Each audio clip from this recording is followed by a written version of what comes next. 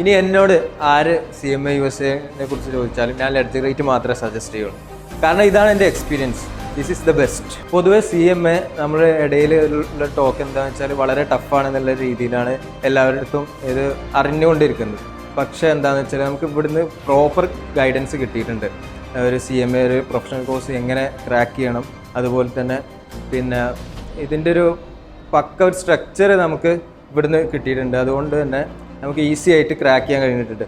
ബാക്കി പൊതുവെ പറയുന്ന പോലെ തന്നെ അല്ല, നമ്മളെന്താ വെച്ചാൽ നമ്മൾ ആ ഒരു പ്രോപ്പർ ഗൈഡൻസിലൂടെ പോയി കഴിഞ്ഞാൽ നമുക്ക് ഈസി ആയിട്ട് ക്രാക്ക് ചെയ്യാൻ പറ്റുന്ന കോഴ്സാണ് CMA USA എന്ന് പറഞ്ഞു കഴിഞ്ഞാൽ. CMA പാസ്സായതിനു ശേഷം ഞാൻ ഭയങ്കര ഹാപ്പി ആയിരുന്നു. ഞാൻ ലൈഫിലെ വലിയൊരു അച്ചീവ്മെൻ്റ് തന്നെ നേടിയെടുത്ത പോലെ ആയിരുന്നു എനിക്ക്.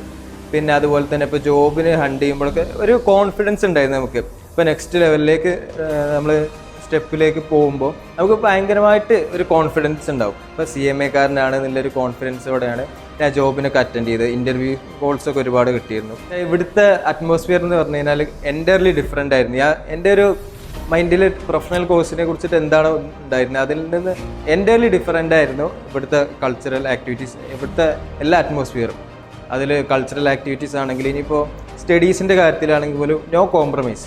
ഒന്നിലും ഒരു കോംപ്രമൈസും ഇല്ലാത്ത രീതിയിൽ നമുക്ക് എപ്പോൾ വേണമെന്നുണ്ടെങ്കിൽ ഏത് നൈറ്റ് ഡേ ഏത് ടൈം വേണമെന്നുണ്ടെങ്കിൽ നമുക്ക് ഇവരെ കോൺടാക്ട് ചെയ്യാം. അവർ അതിനനുസരിച്ച് നമുക്ക് നമ്മൾ ആ റൂട്ടിലേക്ക് കറക്റ്റായിട്ട് ഫോളോ അപ്പ് ചെയ്ത് കൊണ്ടുപോയിരുന്നു.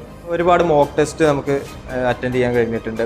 അതിൽ നിന്നൊക്കെ നമ്മളെ വീണ്ടും ഇമ്പ്രൂവൈസ് ചെയ്തിട്ടാണ് ഇവർ കൊണ്ടുപോയിട്ടുള്ളത്. സ്റ്റഡീസിൻ്റെ കാര്യത്തിൽ തന്നെ ഒരു ആവറേജ് സ്റ്റുഡൻ്റ് ആയിട്ടാണ് വന്നത്.